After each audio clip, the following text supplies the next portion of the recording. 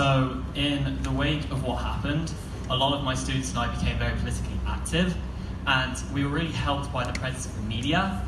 However, one of the things we noticed was that the more radical members of our school were able to gain a lot more attention by the media, and that made it especially difficult to make change and to get the other side to agree with us, because politics in America is already deeply divided.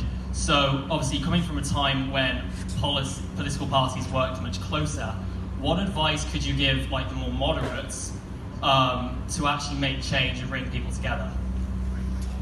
That's a great question, though, because it is, you could take not just your issue but many other issues and have the same discussion.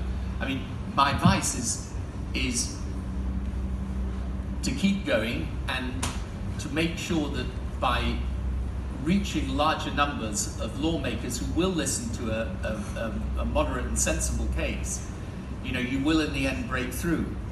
And there are many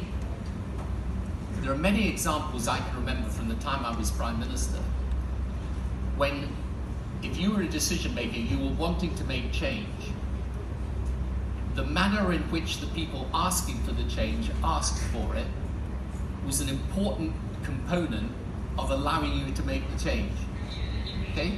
So, to give you from two examples from completely different issues, when we wanted to introduce a minimum wage in the UK, which, believe it or not, had been a subject of enormous controversy over the years, the fact that we managed to put together a coalition of people that included employers as well as employees who were asking for that allowed us to overcome a lot of the opposition, because it looked like we were making a reasonable case and we were trying to understand what possible objections there were and overcome them.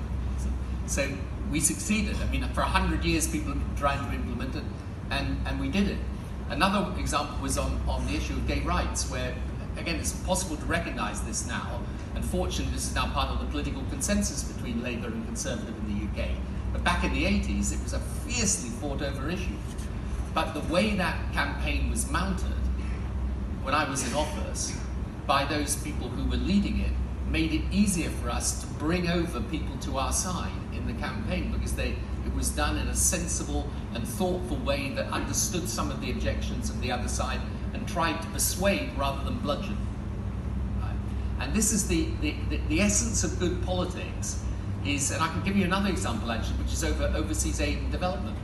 I always say to people, the fact that you had a movement where people were prepared to come in and say, look, we understand what the problems are in getting more public spending to aid and development, but here's the case for it, and this is what you can do, rather than sort of what I call the kind of finger jabbing exercise, which simply polarizes the politicians. And you can get a round of applause at a meeting much easier by going heavy. But if you actually want to achieve an outcome, you've got to try and persuade some people. You've got to bring over those who are persuadable. And I think this is, my advice would be, keep going with what you're doing and try and find some of those people who may be at the moment opposed to what you're advocating but are persuadable. Try and bring some of those on side and get them to articulate that. And the other thing, which is really difficult to do, really, really difficult to do, is sometimes you've also got to be prepared to speak up against those people who frankly are more interested in getting their face on the TV and being someone who, as I say, is going to get the round of applause at the meeting than actually achieve the objective. And it's a very tough thing to do, particularly on a sensitive issue. But ultimately, my experience of political change is it comes about when you've got a good cause, well pursued.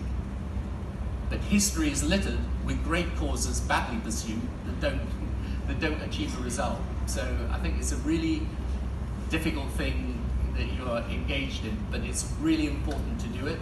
And you should know that you have the good wishes, I'm sure, of all the people here, but also, when you think of what you can actually do, the most important thing in politics is not what you've said when all is finished, it's what you've actually done.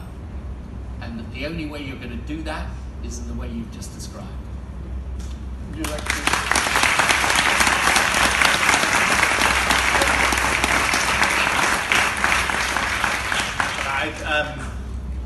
Just by the way, Tony was explaining how you shouldn't just aim for a round of applause in the room.